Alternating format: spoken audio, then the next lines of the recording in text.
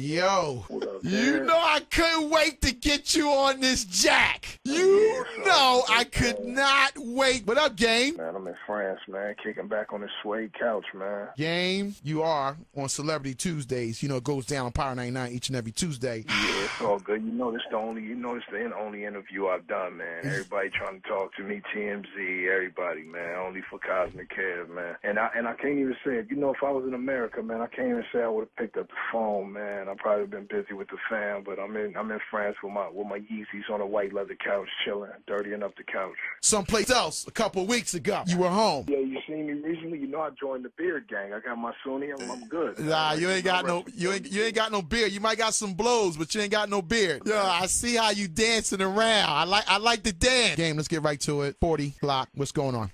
Yeah, no, man. This guy, this is the guy that ran up on Weezy with 40 guys pulling out guns, you know? He ran up on Weezy, and he had guns, and he had 30 or 40 guys with him, man. You know, this is the same guy that ran up on Plies and Jamie Foxx video shoot with 40 guys, you know? This is the same guy that I caught at the pool party with 5. I don't even know if he had 5 or 10 guys. They all disappeared, and he ended up by himself, you know? That's how it happens when you're rolling with suckers, man. You know, he recently came back and said that you had about 25 guys, which was it was guns out. Yeah, I don't know if I'm bringing 25 guys to the Hollywood Hills to a pool party. I don't know about that, Kev. I just don't know that that's possible because a Hollywood Hills pool party there was a lot of girls, a pool, you know, nice to rock. It was not a gangster party, so I just can't imagine what he's saying to be true, you know? Okay, so let me ask you. You were in the pool party. You seen... I was in the pool party with right. about 5, I'm going to be honest, I was with about 5 people, and I can't even say that anybody was from a gang except me. I was with, my cool pool party, Hollywood Hills crowd, and I think everybody knew dude was in the party, and they try to, deter me from looking that way, but guess what happened? See, this is how fate happens. I happened to just be getting over the flu, right? Right. And when you're getting over the flu, the last couple of days, you know, you have all this stuff in your nose and you're congested. So I happened to spit a loogie over the balcony into the Hollywood Hills. And when I was coming back in slow motion from spitting the loogie, I locked eyes on this clown. Okay, so when I did that, I turned back and I see him, right? But I said, if he sees that I see him, he's probably going to jump over the gate. So I pretended to talk to the people I was with and turn my back to him because I knew what he was going to do. What he did, he snuck out the front door and I seen him, right? So he was with more people than I was. And Kev, you know you're my man. I don't have to lie, okay? If we rat packed him, we rat packed him, but that didn't happen. So he's walking down the driveway, right? And he's looking behind himself, trying to see if anybody's coming because he's terrified. And so are the OG gangsters that was with him that had more writing on their face than me, Mike Tyson, and Gucci Mane combined. And we're all walking down the driveway looking back, right? Right. So I got, right as soon as he just felt safe, I kind of sped up my cool Calvin Klein pace, and I caught up to him, and I was just like, yo, turn up. And then he turned around, and he threw up both hands. Both palms are open. Are you getting the vision of what I'm saying? Yes, I'm getting the vision. vision. He threw up both hands as if police pointed weapons and said freeze. He threw up both hands, right? And he said, he starts shaking his hands, and he said, no. And after he said that, I was like, wow, I was frozen because I thought he was like a real G. So at that point, he started reaching in his pocket like he had a weapon, so I just ran straight towards him. When he seen me start running, he took off. Mind you, again, we'll go back 5 minutes into the interview, and we are in the Hollywood Hills.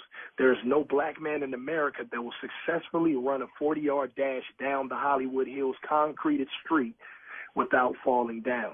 So all of his homies ran. He was last because, of course, he's fat and out of shape. He tripped over his own shoes, and he damaged his face on the concrete. By the time he gathered himself, I was on his ass, Kev. I gave him a left to the rib cage, a right to the rib cage, and then he went into the bushes and he hit this wooden piece, this piece of wood that cement. I guess somebody was re-cementing their driveway.